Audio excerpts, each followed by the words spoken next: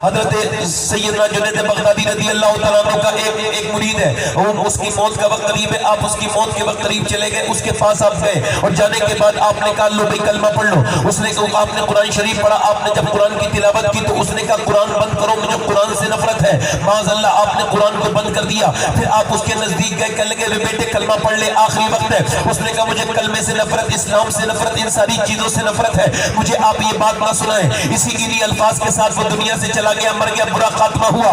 جب وہ مر گیا تو حضرت جنید بغدادی 40 دن لگاتار روتے رہے اور رو روتے اللہ کی بارگاہ میں کہتے تھے مالک کون سا ایسا گناہ تھا میرے مرید کا، میرے شاگرد کا کہ ایسے ہی انتقال کر گیا، بالکل اس کا برا خاتمہ ہوا ہے.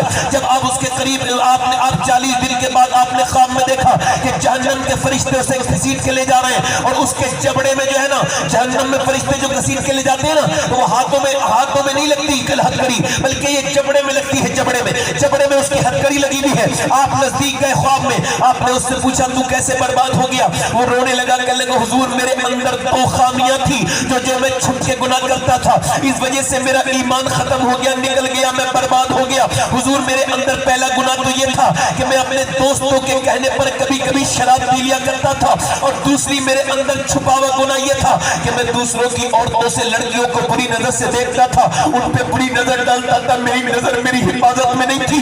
حضور اسی وجہ سے مرتے وقت میرا ایمان چھن گیا اور اب میں ہمیشہ کے لیے جہنمی بن گیا. اے میرے سرکار لوگوں سے کہے کہ ان تمام باتوں سے بچے.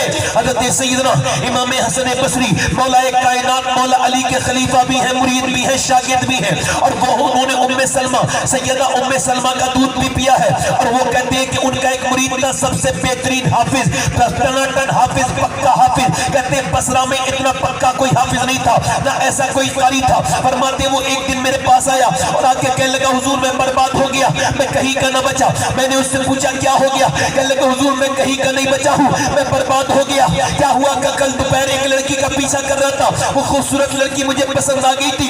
اس نے تھوڑی دیر کے بعد مجھے پلٹ کے دیکھا اور کہا تو ایک تو مسلمان ہے، دوسرا حافظ قرآن ہے، تجھ کو شرم نہیں آتی ایک مسلمان لڑکی کا پیچھا کرتے ہوئے؟ کہتے اس کے الفاظ نشتر کی طرح میرے سینے میں چپ گئے، مجھ کو پسینے آئے، میں گھبراہٹ پیدا ہوئی، اور اس وقت سے لے کے اب تک میں قرآن پڑھنا چاہتا ہوں تو قرآن مجھ کو یاد نہیں آتا.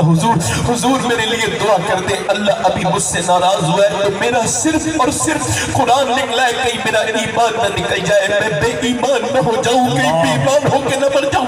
سرکار میرے لیے دعا کر دے. امام حسن بصری اللہ کی بارگاہ میں دعا کرتے ایمان مل جاتا ہے، قرآن واپس مل جاتا ہے، مگر نہ اب حسن بصری کی طرح پیر